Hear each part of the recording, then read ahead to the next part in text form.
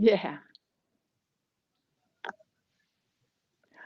Ladies and gentlemen, Toastmasters around the world, this is Lisa Marie Gelhaus coming straight from Bologna, Italy. I have this huge honor today to introduce to you and to have a little chat with world champion public speaker Mohammed Qahtani, all the way from Saudi Arabia today with us. And it's so great to have you here with us, DTM Thank, Mohammed. thank you so much, Lizia. Thank you for having me, and it's an honor to be speaking to you guys. And I'm really glad to be actually the guest speaker in your districts, and hopefully we'll have some fun together. Oh, absolutely. Absolutely. So you will be our keynote speaker. You'll be opening up our entire District 109 Yes. Khania conference this year on Friday evening. And we're really, really excited about that. And I'm so curious, you know, I've seen you on YouTube. I've seen a lot of your videos and of course your wonderful World Championship speech. And I have a couple of follow-up questions to that speech. Now, not Yes. everyone has seen that speech, but can you tell us again what was the name of your speech? Well, the speech that I won the Words? final with is called the Power of Words, and when you reach to the world, I mean, like when you reach to the world championship, you have to have two speeches. But the speech that I won the world championship with called the Power of Words, and the core message of the speech is that we can change this world and we can make it a better place if we only chose the right word to say. So that was the message that I was trying Yeah. to kind of give the audience. Well, it's a wonderful universal message, and it's so topical always for Toastmasters. We're always with all of our words. So here are my follow-up questions for that specific speech. First of all, I'd like to know how your son's artistic career is coming along.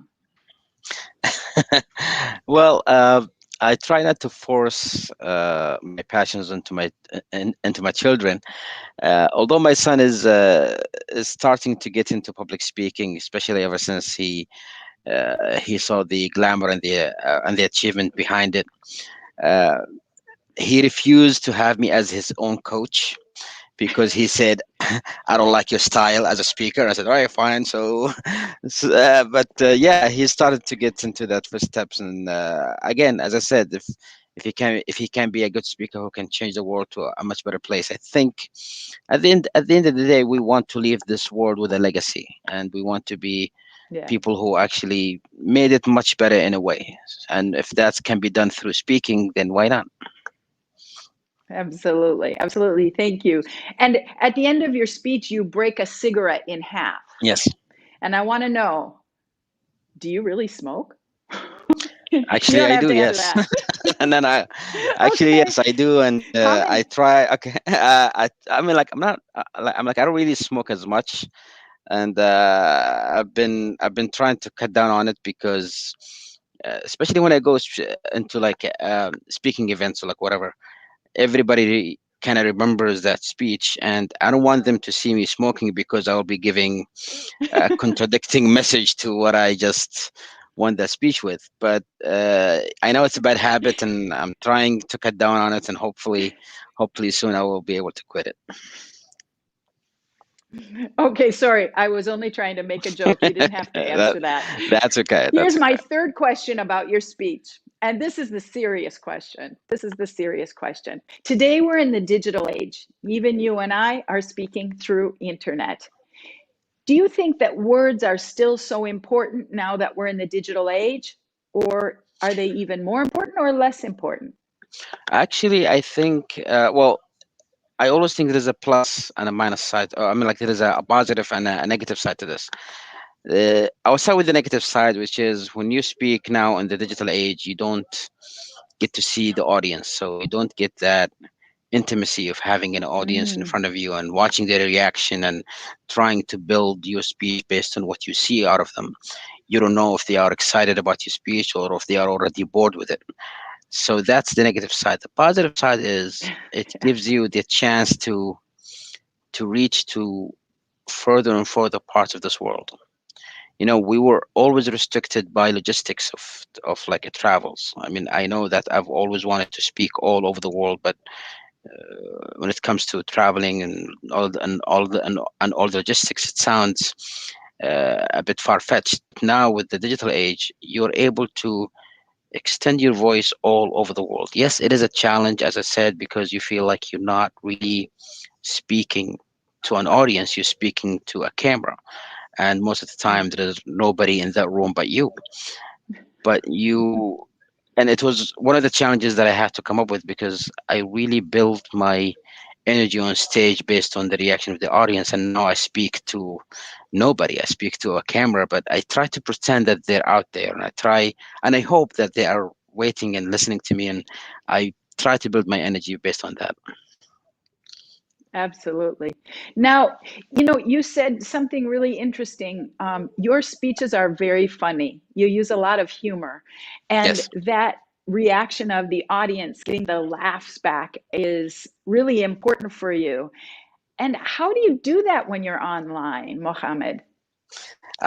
That's another thing that I don't even know how to do, to be honest.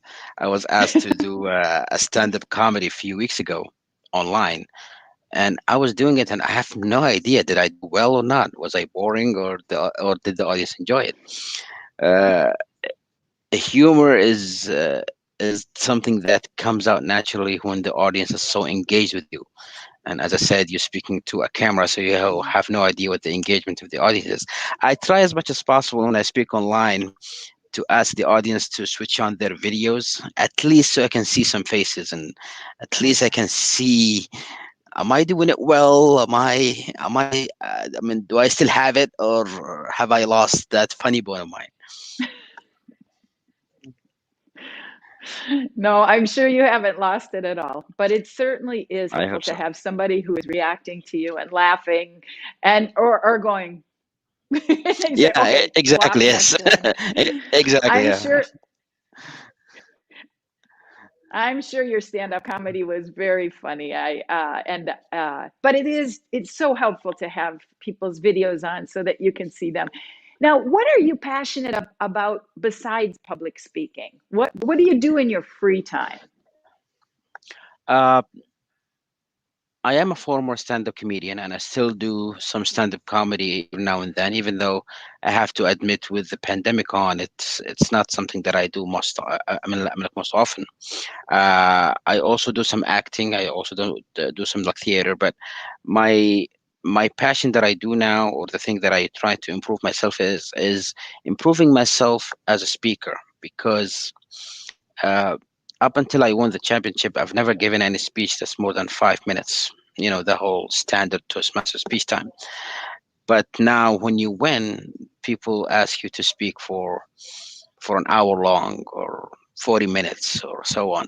And keeping an audience engaged for that length of a time proven to be a bit of a challenge. I can keep you hooked up in 5 minutes, but it's a challenge to keep an audience engaged for 40 minutes, so for like an hour.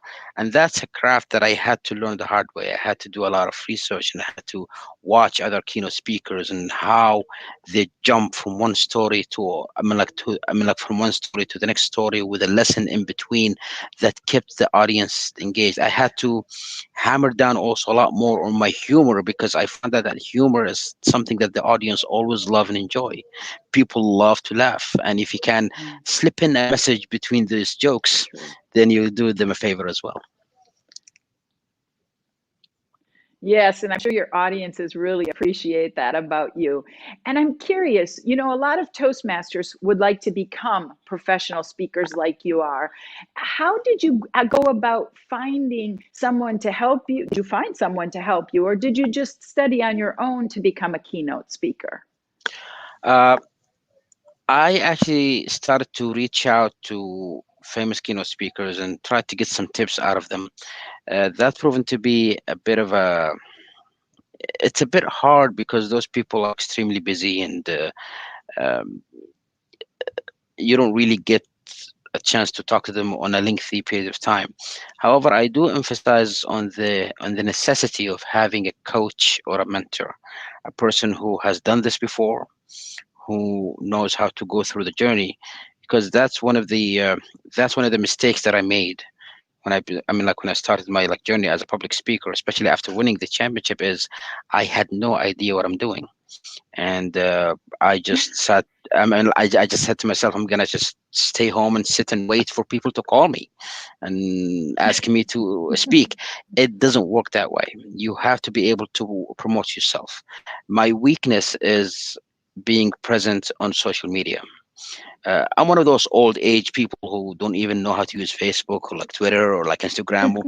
So I'm not really that keen on posting, and a lot of people have encouraged me that you should post a lot more, and I still have it. I mean, I still have a challenge in that, but I try as much as possible. You have to have a fingerprint online. People should be able to see you, because when people want you to come and speak at their events, they're not gonna invite you because you have a title next to your name or you won a championship or a trophy. They they're gonna call you because they saw you speak somewhere, or they saw a video of you on YouTube and that video went viral. A lot of the I mean, a lot of the corporate clients who invite me, they have no idea that I'm even a world champion. They only say, "Oh, we just saw a speech of you on YouTube and we loved it." And that's when I found out that it's very important that you should have a presence online. A lot of people who have never won championship or never won trophies can make thousands and millions of dollars speaking, even without having a title, just because they have a strong presence on social media.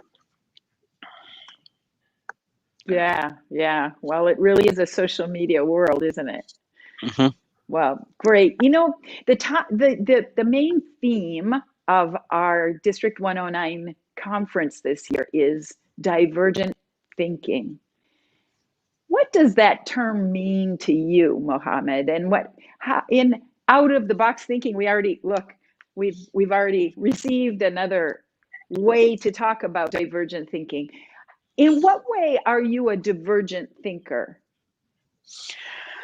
A good example that comes to mind is at the start of this pandemic. Uh, I must admit, I used to be the person who always goes online and check how many infection rates in all over the world, and how bad this virus is spreading all over, and how long is the lockdown is going to be. And to be honest, it got to me, and it became a depressing issue, to the point Mm, that I thought, oh my God, this thing is never going to end. mm, But then when you think about it, this pandemic gave you also a blessing. You see, a lot of us now, even though we are forced to stay at home and even work from home, we have plenty of time that we used to say that we don't have. You know, every time we think about our passions or something that we want to improve, we always give this excuse, I don't have the time.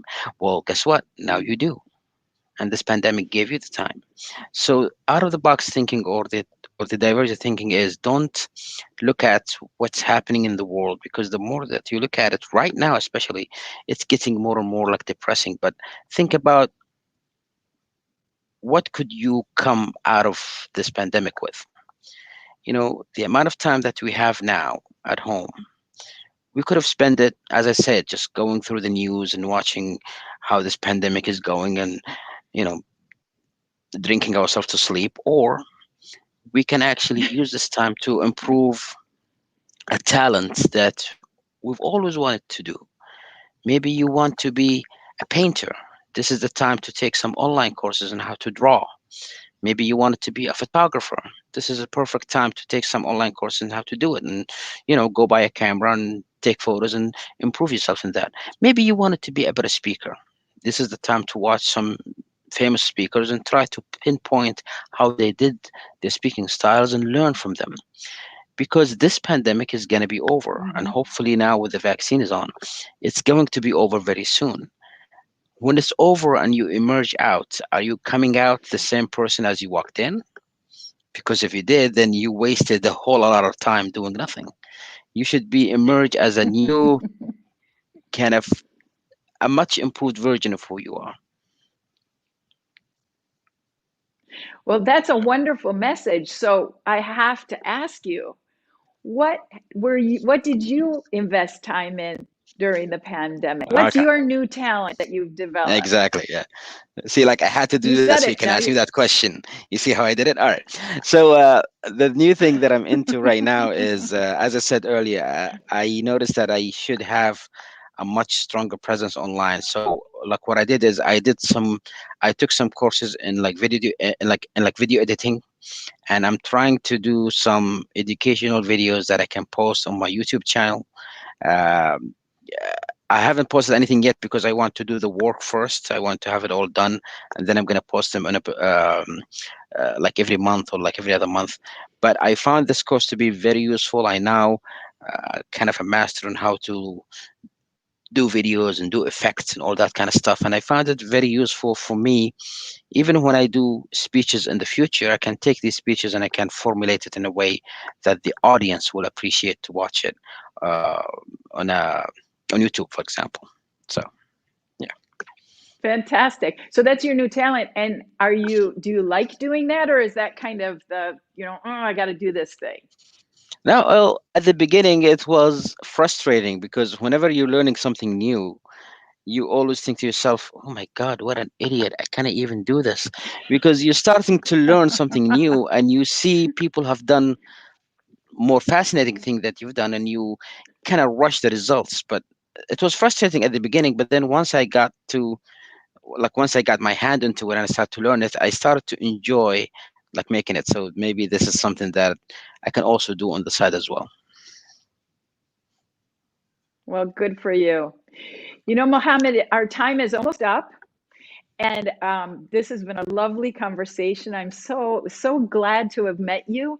And I hope Thank you. that the other people who are here now and who will see you throughout the week in anticipation of your keynote address this Friday night for the District D109 conference, everybody will know you a little bit better. And I really appreciate the time that you've taken to be with us today.